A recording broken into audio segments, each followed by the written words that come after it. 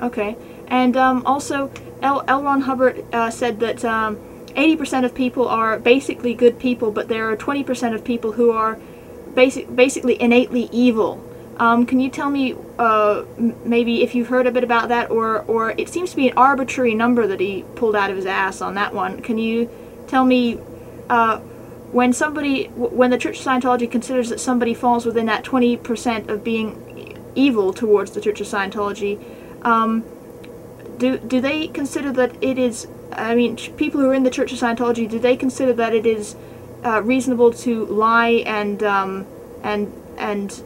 in the words of L. Ron Hubbard, destroy that person utterly? Yeah, I don't know the whole quote, but I know exactly what you're talking about. Yes, that is true. I don't know about the percentage, that I don't know, of people that are evil or suppressive. But yes, they do have that policy to be able to blackmail them, destroy them, whatever it says. That's very true. When it says destroy somebody utterly, can you tell me maybe what extent that is applied in the Church of Scientology? Utterly? Yeah? Utterly? Well, my interpretation is they're not going to go kill somebody. I don't think they're going to intentionally do that at all. Okay. I think it just means destroy their reputation. Okay. Oh, well, that's fine then. I mean, that's not much of a threat for me, because as far as I'm concerned, they can get in line for me. But yeah. I don't mind that at all. I mean, you said you were concerned about me being fair gamed, but if that is the worst that they want to do, that's fine with me. I'm not at all worried about that. Yeah, and yeah, I think you're safe. They try to destroy your reputation. Sometimes they'll do, but you're not doing anything against the law, so you're fine. Okay. And yeah, I do try to be careful about, to be exact, so that I'm saying, I mean, you've kindly agreed to talk to me, and we're going to refer to you as Invisible Girl. Now, there's no way that I can prove that you were in Scientology, but this is an interesting point, and people can take it for what it's worth. And I never made any claim to know that you were absolutely in the Church of Scientology, but because of the amount of detail that you give me, it is compelling evidence that you were. Yes, thank you. Can you also tell me a bit about what is called the punishment program? When somebody requests to leave the Church of Scientology, apparently the leaving process can take up to 3 years. And can you tell me basically about the leaving process? Did you give notice when you wanted to leave? Yes, I did. Basically after the thought of committing suicide. That was after you thought about committing suicide? I'm just going to talk to them first. Okay. See if I can even leave, because I hadn't even tried that. So, my cycle of leaving wasn't as bad as others for leaving the Sea Org, just because I hadn't actually gone through the Sea Org. Mm-hmm. Not really, anyway. So basically, what happened, I talked to the ethics officer and said, hey, I want to leave. I'm not really happy here. I'm sorry. And she's like, okay, well, I need you to write up all your overs and withholds, which are my crimes, and, to see if you have done anything against the Church or the Sea Org, and see if we can handle you. And so I did all that just to humor them, and then I got to leave. But then I rejoined the church where I used to live after I left the Sea Org. That was a whole nother cycle.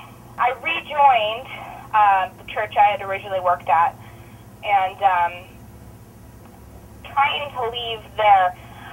Actually, when they wanted to rehire me, I told them I didn't want to work there because I was planning on moving somewhere, and that I could see a point of me starting to work there.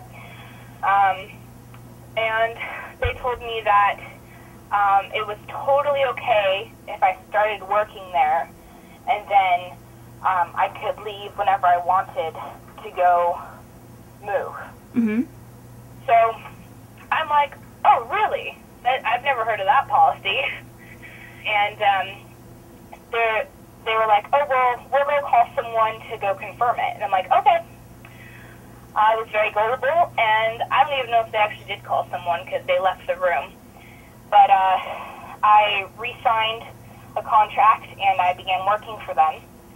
And then when it came time for me to get ready to move, I said, hey, you know, I want to, here's my 2-week notice, you know, I want to move. And they were not very happy about that.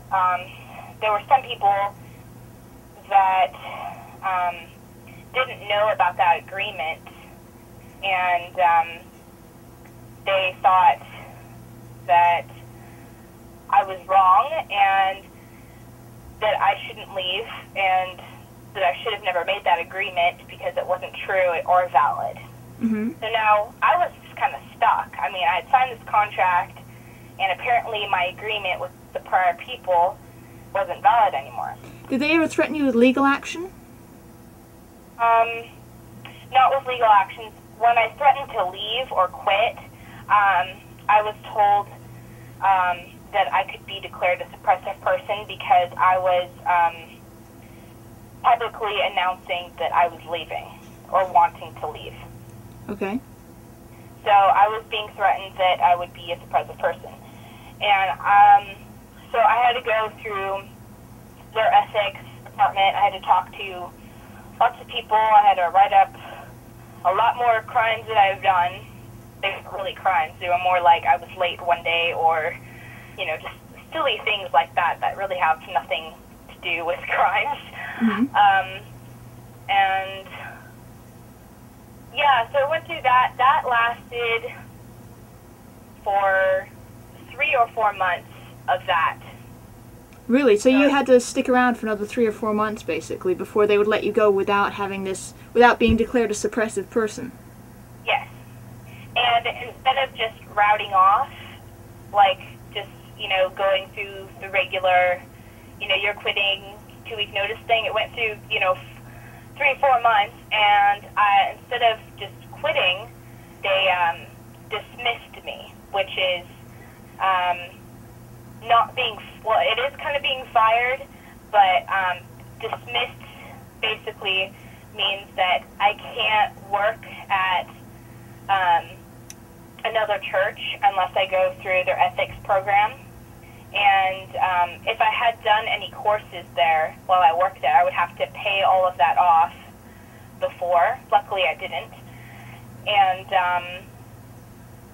yeah, so that's what that means. Yeah. I was wondering, can you tell me how much did they pay you per hour while you worked for the Church of Scientology in the Sea Org? Can I ask that? Yeah, I actually didn't get paid anything in the Sea Org. You didn't get paid anything? Yeah, because I didn't work. I was hurt the entire time. You were what the entire time? My foot was hurt the entire time I was. Okay. Can you tell me maybe what the wages of people who work in the Sea Org are? Do you know that? I don't know the exact amount, but I will tell you this. It just depends really on how the whole group in the Sea Org is doing with their statistics.